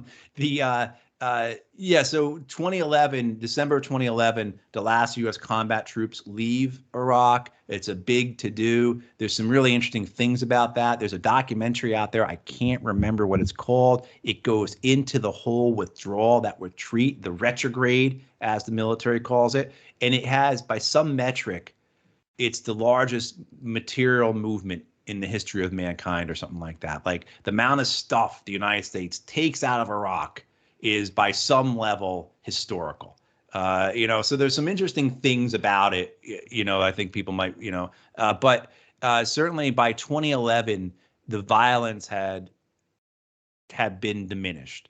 You had this rapprochement with the Sunnis, where the Sunnis were brought back into the fold. They were given control of their areas. They were given a cut of government revenues. They were included in the parliament. But there was never going to be, that was never going to be lasting. And so by end of 2011 into 2012, and certainly by 2013, you start to see really extreme dissent among the Sunnis, to the point that when the Islamic State comes across the border from Syria, they are seen as someone that we can work with, that at least they're on our side. This Shia-dominated government is incredibly oppressive. They're predatory. We're getting back to the worst parts of the civil war here, with being shut out of the government. So you have that, and then you have dysfunction in the Iraqi government as well, where you have a series of parliaments that just can't be effective, that are there's a logjam, there's just an inability to function, for a variety of political reasons. You have a series of ineffective prime ministers. Some are worse than others. Some are more corrupt than others. So you have this political saga that goes on, really starts developing in 2008, 2009, goes on. And then what happens, of course, the Islamic State, by 2013, they are, of course, actually by 2012, it's 2012 that they are following the Arab Spring. So when the Arab Spring occurs, you have these movements in Iraq. People are on the streets, and they're put down pretty violently. But they shows the anger, right? The economy hasn't improved. The politics are corrupt. Again, you've had that the civil war is no longer violent, but that's for a number of reasons. One of it is because everybody no one lives in mixed communities anymore. Baghdad has been completely segregated, where it was there were parts of Baghdad that were more Sunni or more Shia than others or whatnot. Sadr City, for example. But you had it was a mixed city, and now it's been completely delineated by sect, and that delineation is marked by these 12 or 15 or 17-foot high concrete walls. I forget how they're varying heights, but so you had all that, plus the living memory of the violence, the pain and the grief, the suffering people are still going through. And so you start to see the Islamic State appear. I have a friend of mine who was murdered by the Islamic State, and I believe that was early 2012. General Abdullah was killed by them, executed by them about that time. I have to go back in my notes and look. It's kind of a painful thing. But, so you see that already, where there is this fighting. And then, of course, by 2014, though, the Islamic State has captured Mosul. It's captured most of the cities in the Euphrates River Valley, western Euphrates River Valley, and they're marching down to Baghdad. And that provides a form of unity for the Iraqi people to stop that. So you see the Kurds, along with the Shia PMF, the Popular Mobilization Forces, the Shia militia. The Iraqi army, of course, is a catastrophe. Patrick Coburn, who, if people want to read about the Iraq War, go and read Patrick Coburn. I remember listening to Patrick Coburn describe the Iraqi army around 2012, 2013, predicting that this would happen. And he says it's because it's a business. It's not an army, it's a business. You buy your regimental command, you buy your battalion command, you buy your division command, and you're expecting to make money off of that. You're not there for, so the Iraqi army is pathetic, it's hollow, it's corrupt, very similar to the Afghan army, right? And what we see about the Afghan army. And what's the two things? What's the thing that is the primary point of connection? It's the American military, it's the Pentagon. Who trained these people? Who led them? Who funded them, right? Who created these armies? It's the Americans. And when they actually have to do anything, do their jobs, they fold instantly. So you have all this drama, and you have just an extreme amount of violence then occurring. And like I said earlier, the American Air Force and the American Navy destroy every city in western and northern Iraq. If you see the photos of Mosul, and I've seen the photos of those, it's apocalyptic. Everything is crushed. Think of the worst photos coming out of the Second World War, and that's what these cities look like. That's the legacy for the Iraqi people for the last decade. And you're right. Oftentimes you see the description will be that the Iraq War, as it's called, will be from 2003 to 2011, as if then what occurs post 2011 occurred independent of it all, that there were no antecedents, that there were no causations, that things just kind of occurred on their own. And now, of course, you have an Iraq that it's still economically is in terrible shape. It has real financial and monetary issues. Corruption is as bad as it ever was. Maybe it's worse now. And the violence still occurs. Dozens of Iraqi people are killed every month. I'm not talking about Iraqi police or PMF forces or Iraqi army or ISIS or whoever. I'm talking about like Iraqi people, their families. Dozens are killed every month still in political violence. And then, as we've discussed, the contamination is such that that toxic legacy of the war, the toxic reality of war, every day countless mothers are giving birth to stillborn children, giving birth to children with just obscene, terrible deformities. If people go to my Twitter page, my pinned post on Twitter is the Fallujah birth defects. People, if it's not easy, but if people want to see what I'm talking about. So that's the reality for the Iraqi people now. And these last 12, 13 years get glossed over. And if at best they are described, it's often described as something that was adjacent to the American invasion and occupation, certainly not a continuation of it, Yeah, even before the Iraq War, the sort of stuff you're saying, apocalyptic, the birth defects, all of that was already discussed before. You have the famous clip that everyone sort of in this community would have heard, but if you do stumble across this video of Madeleine Albright being asked, was it worth 500,000 Iraqi kids dying? And she says, yes, we think it's worth it. We have heard that 500,000 children have died. That's more children than died in Hiroshima. And is the price worth it? I think this is a very hard choice, but we think the price is worth it. Whether it was 500,000, people argue over the numbers. Right. It's a lot. And that, she said yes. She didn't, she said yes to the 500,000 number of kids. So that's before the Iraq War 2 has even started, is right. People already saying that, obviously all the UN and UNICEF reports in the 90s about the state of Iraq and the fact that the sanctions, that's why they're bringing the oil for food and all these different things, because it's just not sustainable how they're living for people, similar to how it is in Yemen now. But again, I will start to finish this up. Literally last question, and then I'm just going to ask for some book and stuff recommendations I forgot last time. So, if you just want to sum up, you could answer it for half hour, but why do you think the Iraq War failed? Why did it fail? It was never going to succeed, right? I think it's kind of like, how come I wasn't able to drive this nail and you're using a sponge?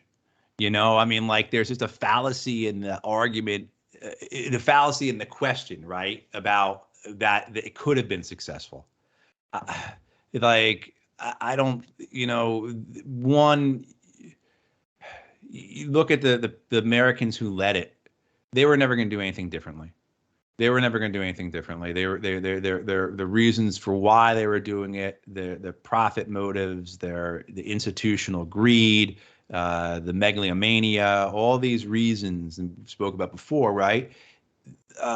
They were never going to do anything different. This idea that maybe somehow you would have gone in, removed Saddam, not broken too many things, not killed that many people, and then gotten out of there quickly. Well, I don't know how, how are you going to do that? How is that going to, where in history, where in military history has anything gone that smoothly? I mean, like, it just wasn't going to happen. The idea that somehow you would have been there as an occupying power and not been seen and resented as occupiers, that you would have been accepted somehow as a liberating force, is nonsense. Again, show me where in history that has occurred. And then the idea was, well, no, we would have really been more beneficial. We would have done it better. We wouldn't have disbanded the Iraq army. Well, that means that you're getting the fantasy that you're going to have these enlightened, noble American leaders who would have been doing this with just this type of wisdom behind them. No, if you had people like that in power, they wouldn't have done the invasion to begin with, because they knew it was an impossibility. They knew that it was going to fail. It was going to be awful. It was going to have consequences much greater than anyone can anticipate. And that's something the consequences of all this, right? The establishment of Al-Qaeda in Iraq, the fact that Al-Qaeda goes from, at that point in 2003, they probably had a few hundred adherents around the world. They really hadn't gotten a big bump after the American invasion of Afghanistan. But it's the Iraq invasion that really, swells their membership, the point that eventually, they end up taking over large parts of countries. I mean, a decade or so later, they are tens and tens of thousands of people strong. Like those consequences, the instability for the region, the fact that these realists in Washington, D.C., and they're not realists, they're ideologues, but they like to call themselves realists, didn't understand that somehow by removing Saddam Hussein, you were going to make Iran stronger, let alone the fact that Iraq basically becomes a client state of Iran.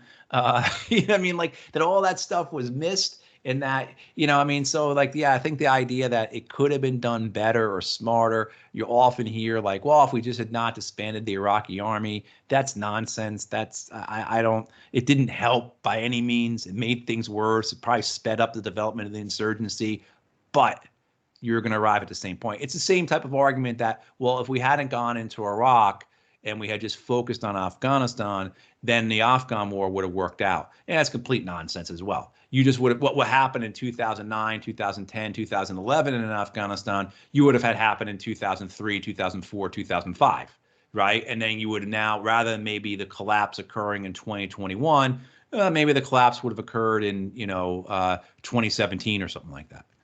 So I think there's a wishful thinking that you hear so often in DC and in London and, at places like King's College or Stanford or wherever, where they think it's just a technocratic question. It's a technical question. And because what I find is that these people who talk about these wars, these people who support the wars, these people who plan for them, who think that these could have just been, would have worked out, they had been done better, are generally afraid of tackling the larger human dimensions of warfare. Are generally afraid of understanding the spiritual aspects of it, the moral aspects of it, the human aspects of it. Why does resistance occur? What does resistance mean? Does resistance mean that you're sharing pamphlets about how to build roadside bombs or EFPs or whatever? No, resistance is something that is spiritual. It's something that's nestled inside of people, right? It's something that occurs because of issues of justice, of revenge, of anger that occur because of love and compassion.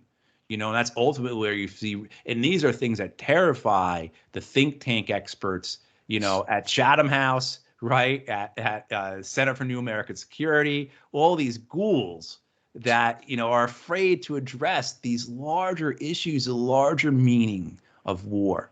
Because I think ultimately, if they were to address it, they would understand that it's an impossibility to control. It's an impossibility to win. Yeah, these 5 tanks might destroy those 3 tanks, but that's a battle. That's not war. And so yeah, so but it is, and certainly the consequences continue. And 10 years from now, on the 30th anniversary, there'll be another decade to discuss about what has occurred. And who knows? Who knows? We just had the United States and Iran facing off in Syria the other day, and the idea that the Syrian occupation that's currently undergoing is not related some way to the Iraqi. It's just mind blowing that people would suggest that, but people do. But more things will occur, and hopefully though, the rapprochement, the bettering of relations between Saudi Arabia and Iran, you're seeing the Russians trying to settle differences and bring Syria and Turkey into the same room. You have that type of diplomacy being conducted that maybe quite possibly will make the region more stable, but we'll see. We'll see. Yeah, just going back to what you said there, a good example of getting in, overthrowing the government, and leaving is Libya, where NATO bombed Libya, overthrew the government completely. Gaddafi was killed, and it just went into civil war. CNN reporting in 2018, 2017, years after 2011, that there's an open slave trade. Right. It's still a complete mess. And then Obama or someone has said, "Oh, the mistake was not staying." And they're like, "Well, you stayed in Iraq and you stayed in Afghanistan, and how did that go? And you're going to do 3 at once." Right. But yeah, the Libya conflict's an interesting one itself. But again, for another day. And I kind of let down the British viewers and myself. I forgot to ask you just about the British angle, but we can save that for another day. Yeah, I know a bit. I mean, you guys are down in Basra. I work with a lot of Brits.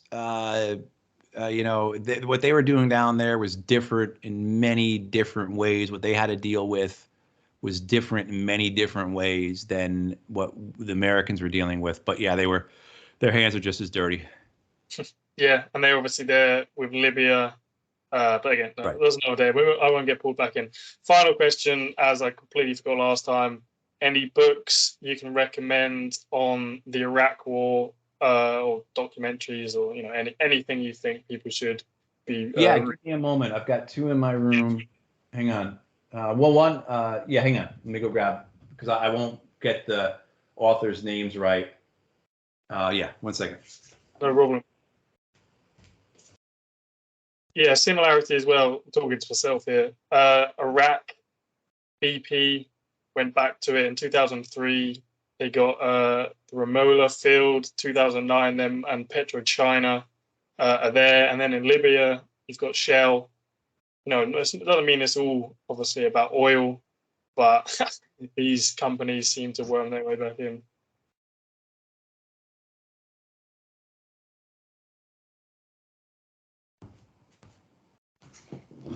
I think first, for a general history of the American role in the war, you've had Scott Horton on, I think, right? So Scott's book, Enough Already. I can't recommend anything better than that in terms of step by step how it occurred, what had occurred. There's also a gentleman named Mike Mazar who wrote this blank. Any you forget, you can send to me after, and I'll put it up. But but Mike Mazar's book on the I've got it. Hang on, I'll start over again in a second. Let me grab Mike's book. Yeah, can't recommend Scott Horton's book enough. Enough Already. Time to End the War on Terror. That's more of the whole war on terror rather than Iraq specifically. Goes kind of from the Gulf War, really, all the way up to Somalia, Afghanistan, Iraq, and so on. Skolton also has a book about Afghanistan that I'd recommend, but obviously I'm trying to focus more on Iraq here. If you can't find it, don't worry, I can put it in the show notes. Yeah, I've got stuff on my shelf, and I've got stuff on my shelf, and I can never remember what. But yeah, so Scott's book, certainly. Then Mike Mazar's book is called Leap of Faith. Excellent history of how the decision was made. I'll also say that Spencer Ackerman's book that came out last year, Reign of Terror, came out in 2021. Actually, I guess Reign of Terror is a great background of American culture and how American culture allows for a war like the Iraq War, or what we did in the Iraq War. Ackerman's scope is about the entire global war on terror, but certainly you have to understand that. Friend Danny Surgison's book, Ghost Riders of Baghdad, excellent history of Danny's time as an Army officer in Iraq. There's Anthony Shahid, who was a New York Times journalist who died in Libya, I believe. His book, The Night Comes On, or something like that. An excellent book about Iraqi life under the early occupation. But then Haith Abdul-Ahad just came out with this book, which is, I've not had a chance to read it yet, but I know his work. I've followed him for years. A Stranger in Your Own City, an Iraqi perspective on the wars that goes throughout the time. I mean, just like I said, I have not read this one, but I know his work. And yeah, so and then They Will Have to Die Now, which is by James Verini, journalist about the war of the Islamic State in Iraq.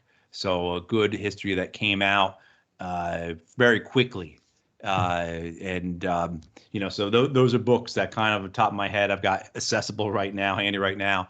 I mean, there's other books. I think Tom Ricks's book, Fiasco, which was one of the first books to really decry the Iraq War. And Ricks, American journalist, very prominent supporter of the war. His book's a very good takedown of it. And just for the title alone, Fiasco. Michael Gordon, who was a cheerleader and still is a cheerleader. I don't know how he still has his job with the New York Times, but he was a big cheerleader for the Iraq War, very integral in making sure the American propaganda and lies were being pushed. His book about the invasion, called Cobra 2, is actually a very good book. It's in terms of military history, in terms of what did the invasion look like. Cobra 2 is a very good book. And then there's a lot of other books as well, out there and things like that. And I'm sure as soon as we get off the call, I'll remember a bunch of other ones to recommend. Yeah, it's fine. You can just send them to me after. I'll put them in the show notes, and I'll get some of them up on the screen. But again, thank you for coming on. Again, I mean, it feels like every time I didn't end up talking about everything that's just not really possible. We've done probably almost between 3 and 4 hours. So again, credit to you for coming on. Everyone should check out your work and any other interviews you have. And I just really appreciate your time. Yeah, my pleasure. My pleasure, Louis. You're definitely anytime. Thank you for doing this. It's important stuff. Yeah, absolutely. Thank you. And I appreciate everyone listening. And if people, people want to get hold of me, Matthew P. Hoh on Twitter, P as in Patrick, H-O-H. And then I'm with the Eisenhower Media Network. You can get hold of me through there. Happy to talk with anyone or answer any questions or help out how I can. Cheers, Matt. Okay. Thanks, Lou.